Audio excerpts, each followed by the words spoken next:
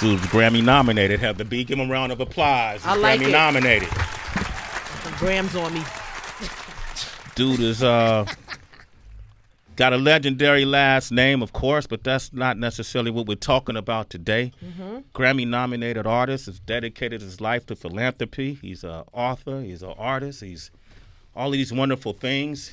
And I think the thing that most impressed me about him as I meet him today on this show for the very first time the fact that we're wearing the same wardrobe. His fashion sense, man. Look what this dude got on. Julian Lennon is here, man. Look what we got on. Wow. That's ridiculous. What the hell? I don't know. Crazy. Have you seen Next Door as well, Sandra? Yes, Sandra Bonner. She's wearing camis too. Wow. Yo, what is that? Camos. Yo, DB got on camis this. are different, aren't they? Yeah, man. Interracial love. That's great, man. Yo, man. So, Very strange. Do you think about what you wear in the morning? Let's go that route. Yeah, of course. I didn't. That's why I was like, I was sending signals. You were sending Yeah, signals. for sure. Welcome to the show, man. Thank you very much. It's good to have you here, man. Thank you. And, Appreciate it. And even the reason why you're here, I think is so important. You know, you got a new book, a children's book called Touch the Earth. Yeah.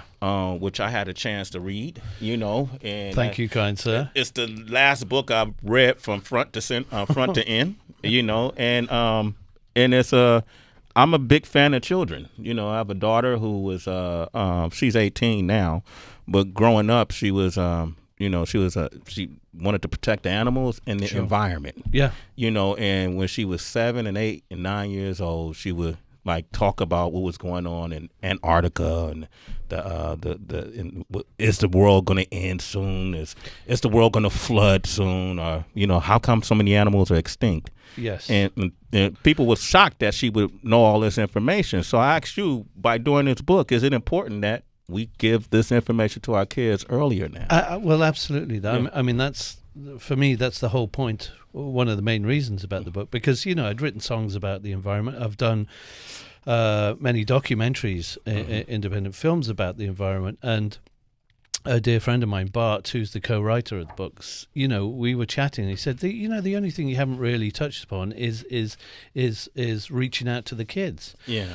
And I mean, I've done other projects, but nothing from me personally. So the idea was to write a children's book that reminded. It was all about because I remember as a kid, you know, having that sort of nap time and sleep time sessions with your mother or your grandmother reading books like this, and how that was a bonding moment and a nurturing moment. And the idea behind this was, you know, well, why not educate them as well at the same time, or at least give them subject matter that they can discuss, you know, as most kids are. And, you know, this is aimed at sort of 3 to 6 year olds. So it's very much that sort of why age. Why is this like this? Yeah. Why is that like that? Why, you know, exactly like your daughter. Yeah.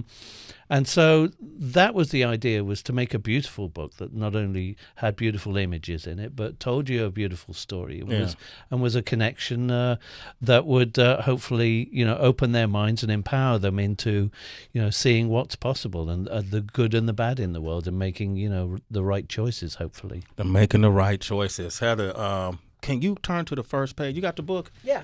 Can you read just a couple pages of the first page, or from the beginning? Because it's one of those type of books. Like it's true. Like I would have loved for my mother to read this to me. Go ahead, Heather. We all live on planet Earth. Gently touch the earth. Now touch where you live. Our planet needs your help. Would you like to go on a helping adventure? Shake the book to make it change into the magic white feather flyer. Okay, so I was reading the white feather flyer. So I was reading through the book and I got to the end. Yes. And I wondered, what was the significance of the white feather flyer? Yes. Flyer, sorry. Yes, don't worry. Okay. It's early. Okay, thank you. And we were the same things. So you know exactly what's going on in my head. I certainly do. And you said you wrote a personal message, and it said, my dad once said to me that should he pass away, if there was some way of letting me know he was going to be okay, that we're all going to be okay, the message would come to me in the form of a white feather. Yeah. Then something remarkable happened to me. Whilst on tour in Australia, I was presented with a white feather by an Aboriginal tribal elder of the Murning Yeah. people seeking help for her tribe. Yes. Took your breath away. Yeah. Absolutely. Oh, wow. Explain. Yeah, because there's no way that she would have known, or the tribe would have known, that the white feather would have such a significance to me. And out of the blue, being presented with the white feather like that, and then say, them saying, "You have a voice. Can you help us?" I mean, it was about stepping up to the plate at that point in time. So I literally made a documentary about them. Spent 10 years making a documentary about their plight, and I thought, well, if the film does well in any way and it makes any money, how can I make sure the money gets back to them to help them and their culture? And the only way that we found out that would work legally, that they would receive all the money, was through a foundation. And so the idea of the White Feather Foundation was born. And initially, it literally was just a vehicle to get whatever money was made from the film to them. But then, years later, I put a website together, and I started getting letters from around the world saying, well, can you help us? And can you help us? And so initially I was going, well, I'm not really a foundation. Now what do I do? And then one thing led to another, and certain projects came up, and I was invited to go to Ethiopia and look at clean water projects, and went to Kenya to schools, to girls' schools who are looking at health and education and health clinics, and so we embarked, on a number of projects now around the world, helping with clean water and all the other issues that we are tied into and are passionate about.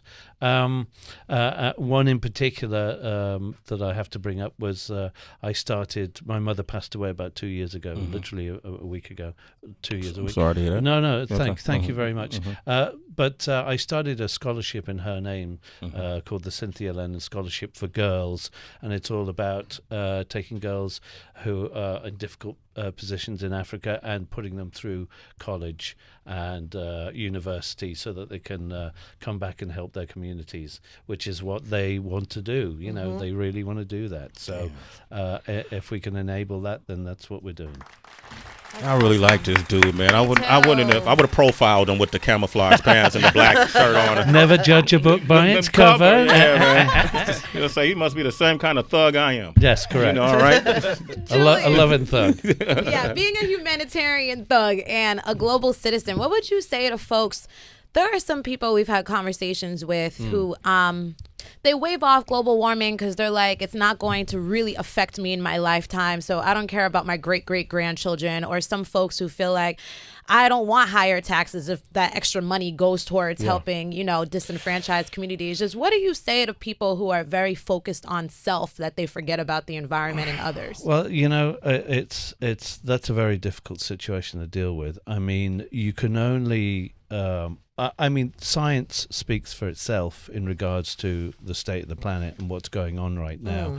And you can visibly see the problems that we have. These are not made up issues. And it's hard to change people's minds who are blind to that. All you can do is like I have done, is try,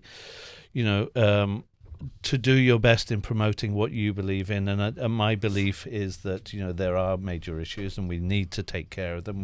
We need to do what we can, and partly the reason behind this book is trying to educate the young, because it's their future, it's their life, and their children and children's children that are going to be dealing with the mess that we've left them. Any intelligent person knows that there's been so much pollution, whether we've been aware of that or not, but it's only come into the framework of our lives over the past sort of 5-10 years, really and crucially. Right. But and it's only recently that corporations etc. are actually owning up to the fact that they've been polluting the rivers, the waters, the this, that, and the other, and the list goes on. I think it's just insane to be blind to those realities, and we need to continue to get the message out that we need to take care. Listen, the Earth will survive. Yeah, we won't. we won't. So you want to do something about it? Great. If not, well, it's a very sad state of affairs. Julian Lennon is here. Touch the Earth is the name of the book. Mike Muse, you have a question for Julian? Yeah, I just have a question. Yes, One, I sir. commend you for stepping up and trying to do something and finding a solution with this book.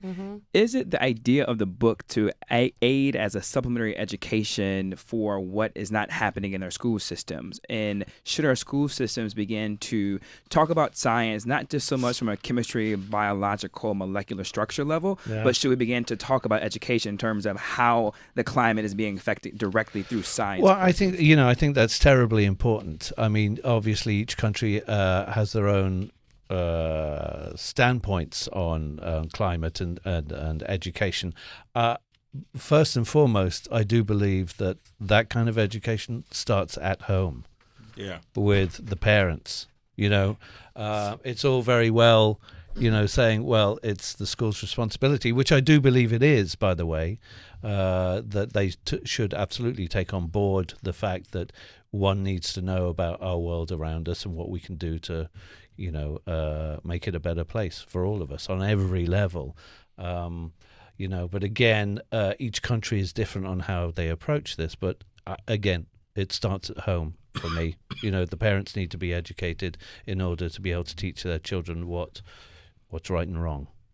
I hope you don't mind if we switch gears for a second because Julian is like, yo, man, Wow. it's getting pressure. I was talking about children a few minutes. No. you put out a book in 2010 called Beatles Memorabilia where you chronicled some of the stuff that you've collected over the years. And I'm a big fan of rare vinyl, vintage T-shirts and all that. So I love collecting memorabilia myself. What would you say is one of the coolest things that you have in your possession? It's a tough one. I think I'm probably the only person that has a full collection of gold albums by the Beatles. Wow. Which I collected over the years myself, went out to auctions, sought after auctions to find this stuff, because, not much, if anything, was really given to me or passed down to me. So anything I've collected for the memorabilia book and for the my collection has been stuff that I've collected over the years. Initially, it was about personal things. Stuff that was Dad's, and not Beatlesque. But then one thing led to another, and it grew, and so it's a nice little collection, but it's nowhere near as glamorous or as glorious as some I've seen, that are out there. But what's Paul's collection like? I'm sure that's pretty good. I've seen some of it. Oh yeah. Okay. All right. We got Jeremy on the line from Texas. Jeremy. Hey, Jeremy. Good morning. Hey, Jeremy. What's up, people? How's everybody doing? Doing okay, man. Say hello to Julian Lennon, who will be on this show again. Thank you. Thank you. It is an honor to speak to Julian Lennon. It is truly an honor. Thank you, truly sir. an honor. How can I be of service? My comment is this. I'm 40 years old. I grew up with my dad when I would go to bed singing Imagine to me. So I associate that song with my father. And I'm actually after work going out to get this book. Both of my children say now they want to grow up to be veterinarians. They care about the environment. And I just think it's really cool that a second generation of a Lennon is having an influence on my family again. The first generation did, and so on and so forth. Wow, and I just want to say thank you for the legacy that your family has done. You guys have literally changed the world, and you've had a huge impact on my family. So, well, you just gave me goosebumps there. I can't thank you enough for that statement. Thank you.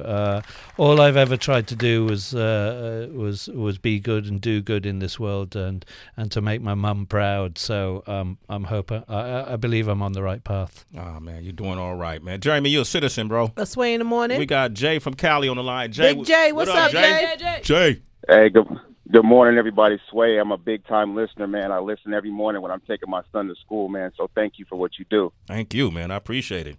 And Mr. Lennon, happy belated birthday to you. Thank you. Thank you very much. You're very welcome. Hey, I'm a huge Manchester United fan. Oh, I'm boy. listening to you right now, and it's hard because I want to make sure we can be friends because I know how Manchester United and Liverpool are. Well, you know So what? my question for you- Yes, go on. Sorry. Go ahead. My question is, do you think that Liverpool are going to be able to hold on and make it into the top 4, or do you think Manchester United are going to swallow them up? You know, you're gonna hate me for this, but I've never been a sports fan.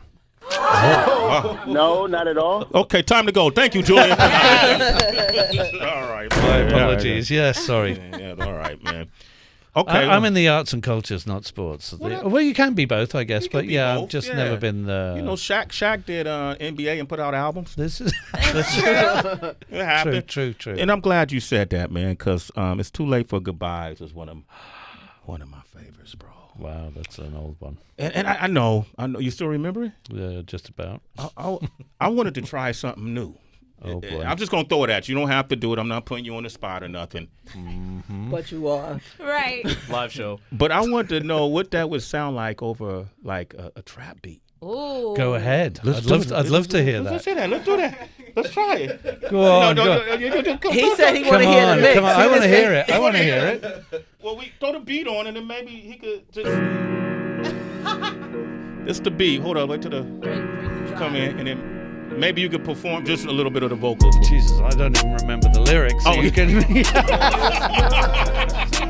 Don't wonder. No, I don't remember the lyrics. Why don't you mix it first? All right. I can't even tell what key that's in. Yeah.